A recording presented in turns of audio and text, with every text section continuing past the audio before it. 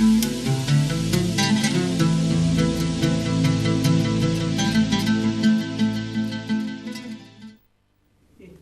pemirsa CTV yang dimuliakan oleh Allah SWT, kita kembali di program Ustaz Menjawab hari ini dengan tema Minal Aidin wal Faidin. Mungkin ada di antara pemirsa ingin bertanya, ingin SMS, silakan saja di nomor yang tertera di layar kaca. Untuk mengawali pertanyaan, mungkin Nabi Husaini ada sebuah pertanyaan yang menarik. Silakan Nabi. Terima kasih Ustaz. Sebelum ada orang SMS, biarlah Abi yang memulainya. Yang bagaimana kita ketahui bahawa pernah saya lihat misalnya hari tasyrik 3 hari, takbir hari tasyrik. Ini takbir di luar tasyrik melebihi sampai 5 hari. Bagaimana hukumnya Ustaz? Itu aja Abi. Kemudian yang kedua gini, bagaimana kita memaafkan orang melalui online, kalau zaman sekarang melalui HP, melalui minta maaf pada orang yang berkaitan dengan kita kan. Jadi kita pun ada hutang macam-macam lah. Apakah bisa tu? Bagaimana hukumnya? Iya. Itu aja Ustaz. Baik Abi, yang pertama tentang apa tadi lupa? Takbir. Takbir melebihi yang telah ditentukan dalam sunnah itu tidak boleh.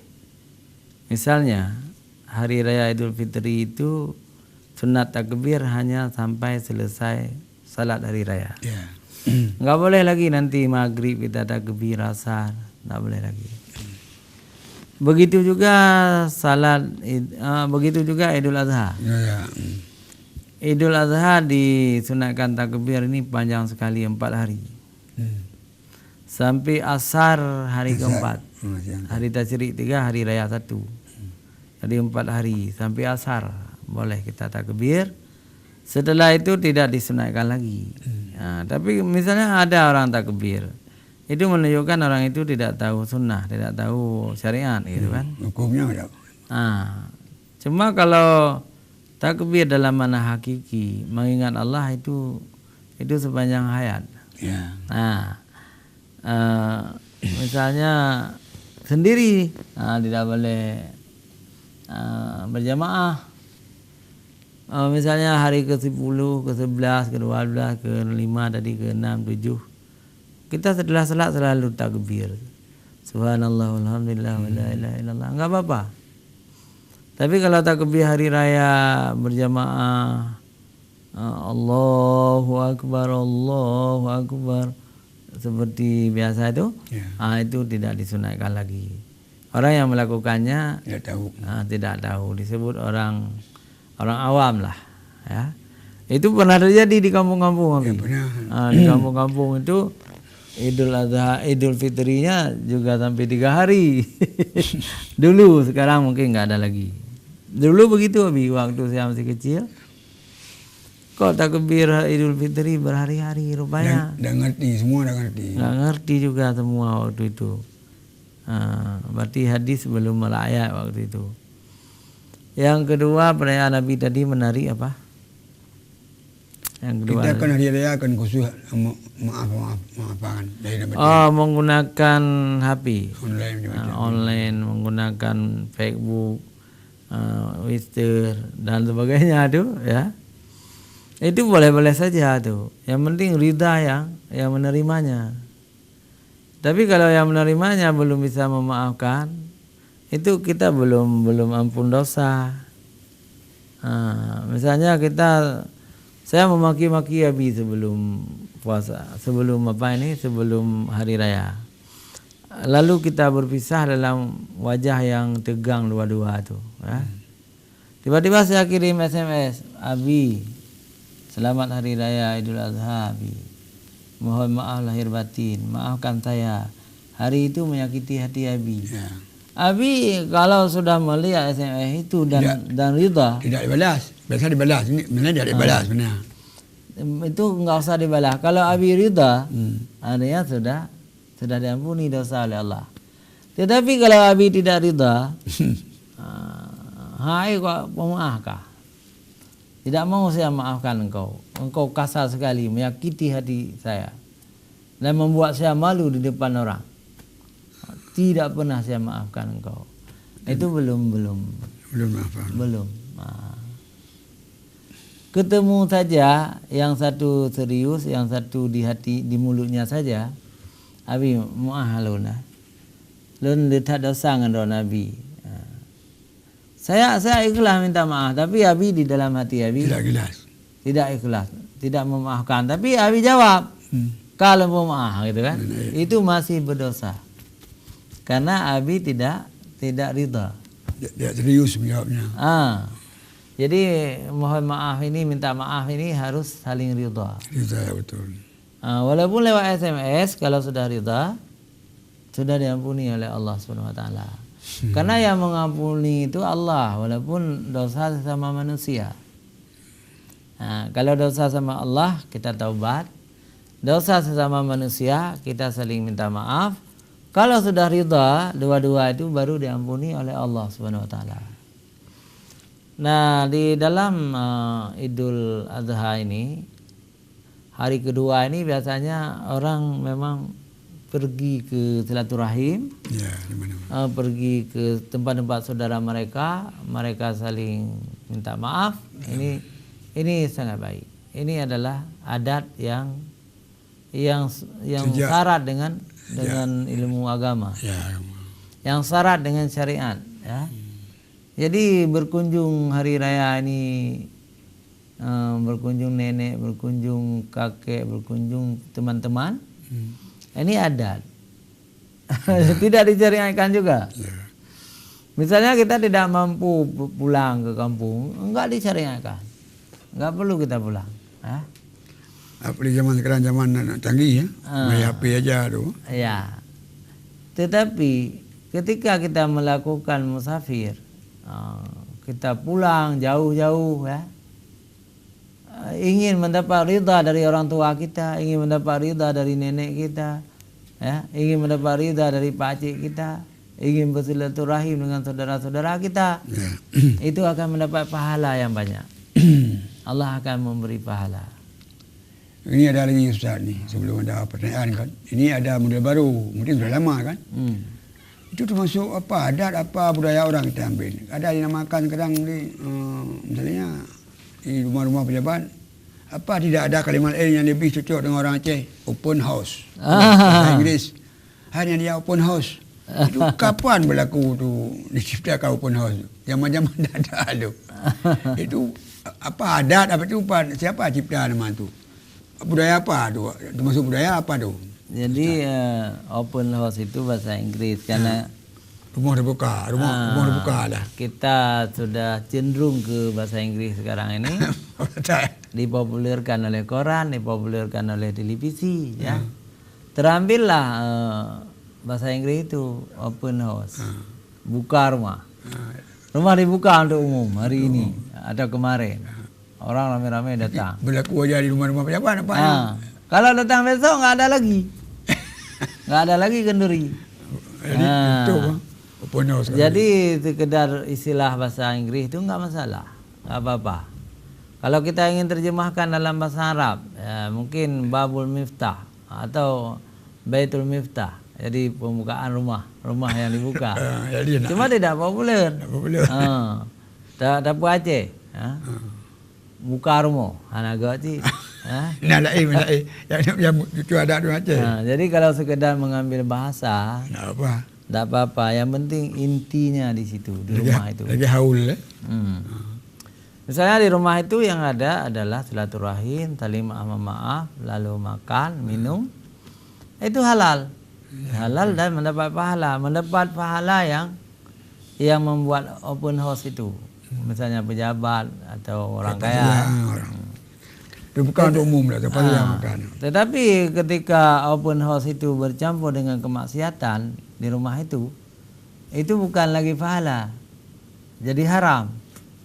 Misalnya pesta narkoba di hari itu, atau minum minuman keras, atau berdansa laki-laki perempuan. Nah, itu perbuatan yang membuat dosa.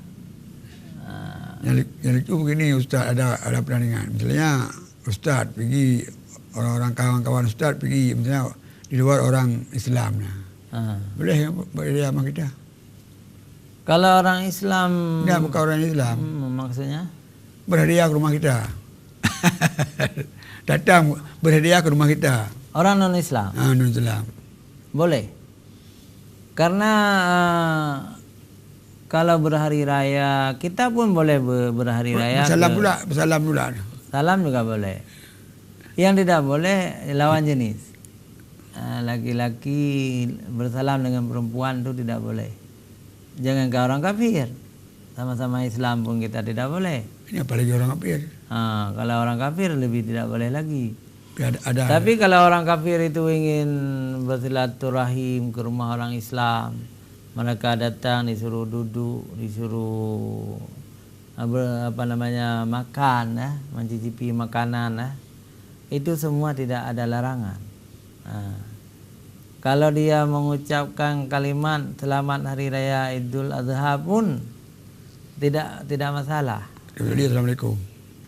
Assalamualaikum pun boleh mereka ucapkan, tapi jawabannya yang tidak boleh. Gitu, jawaban tidak boleh karena salam itu doa. Kita tidak boleh mendoakan orang kafir. Ya, sejahtera. Assalamualaikum warahmatullahi wabarakatuh. Salam sejahtera atas kamu dan berkat Allah, gitu kan? Itu artinya berkat dari Allah. Lalu kita jawab, Waalaikumsalam warahmatullahi wabarakatuh. Salam sejahtera kepada kamu dan engkau dirahmati oleh Allah juga. Itu sudah dosa kita. Menjawab salam orang kafir itu dosa. Karena kita sudah doakan supaya orang kafir itu diberkati oleh Allah. Jadi tidak boleh mendoakan orang kafir itu. Di situ letaknya. Kalau mereka memberi salam kepada kita, Assalamualaikum, kita boleh menjawab Kumsalam. Jadi cepat terus. Kumsalam. Gitu kan. Jadi ditukar sedikit cara menjawabnya. Dan jangan sampai masuk warahmatullah, itu sudah dosa. Kalau orang kafir memberi salam kita, jangan sampai ke Waalaikumsalam warahmatullah, itu sudah dosa. Dosa kita jawab. Ya, tidak boleh mendoakan orang kafir. Satu yang boleh kita doakan supaya mereka masuk Islam. Islam memberi petunjuk masuk Islam. Kalau kita berdoa, ya Allah berilah Ahok masuk Islam misalnya, itu belum dosa. Tetapi kalau kita doakan, ya Allah berkatilah umur Ahok supaya dia mampu memimpin, dan ya Allah hancurkan musuh-musuh Ahok misalnya. Itu sudah dosa kita. Jadi kalau kita doakan berilah petunjuk ya Allah kepada orang-orang tu, orang apa tahu, itu pahala kita lagi mengucapkan kan? Ya. Tapi kita kembali ke hari raya ini. Hari raya suci. Jagalah dirimu hari ini wahai remaja-remaja Islam, ya. Janganlah engkau berbuat dosa di hari ini. Karena hari maaf-maafan. Karena sangat mudah setan itu menggoda kamu. Sehingga tanpa kamu sadari, kamu telah jatuh ke dalam jurang dosa. Misalnya menampakkan aurat, itu disebut dengan tabarrud, ya. Tabarrud itu tidak boleh wahai adik-adik kami. Pakaian sempit itu tabarrud. Jadi perempuan pakai celana panjang tapi tidak menutup celana panjangnya dengan rok. Jadi malah memasukkan bajunya ke dalam, ya.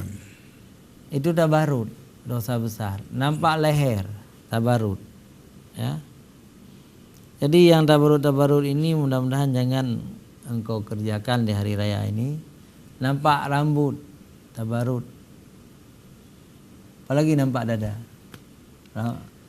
Janganlah tabarrud. Peliharalah dirimu. Dan juga ada tugas orang tua. Ini Ustaz kan. Sambil belum ada ya, kita tambah lagi ilmu supaya tahu ilmu. Ini kan hari raya. Banyak kadang-kadang ada juga yang ustaz kan mewawancarai seorang reporter TV ini ya. Tapi insyaAllah mudah-mudahan sudah ada satu dua di pakai jilbab kan. Ini ada pakai jilbab. Jadi bangun juga orang mewawancarai dengan ustaz. Macam mana ustaz? Itu karena ustaz itu, kiai-kiai itu kiai masyarakat. Jadi bukan kiai yang alim.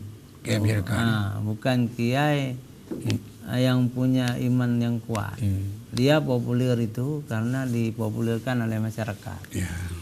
Padahal seorang yang merasa dirinya ustaz, seorang yang merasa dirinya kiai, atau kalau di Aceh disebut dengan abu, engku. Jadi haram duduk dengan perempuan yang nampak aurat, apalagi wajah. Nampak lututnya, nampak dadanya. Semua. Coba lihat di TV nasional itu. Akhirnya mata kiai itu ke dada si perempuan tuh. Jadi kenapa kiai-kiai bodoh itu mau? Karena ingin populer. Ya, itulah yang. Ingin populer. Kalau kiai Islam, kiai beragama, betul-betul dikuat iman. Maaf, kalau saya diwawancari oleh wanita tabarut, saya tidak mau. Apakah mau wawancara saya? Pakailah jilbab. Atau ganti dengan wartawan laki-laki. Itu kiai yang selamat imannya. Yang beriman. Tapi kalau ada tokoh-tokoh kiai, tokoh agama di TV nasional itu mau diwawancarai oleh perempuan tabarut, jadi dosanya luar biasa kiai itu. Dosa dia bukan. Dosa dia. Dia itu yang wawancarai perempuan itu memang berdosa dia. Dia tiap hari berdosa. Dan perempuan-perempuan itu yang tabarut itulah jalan-jalan penghuni neraka kira-kira. Karena dia tidak patuh kepada perintah Allah. Dia orang Islam. Jadi berjilbab itu wajib. Membuka aurat itu dosa besar. Ini perlu kita tegaskan. Tapi kalau TV di Aceh semuanya TV Islam. Itulah Islam. Semua pakai jilbab. Itu luar biasa Aceh, diberkati oleh Allah. Maka ketika nenek moyang kita dulu menyebutnya ini Serambi Mekah, sampai sekarang berkat.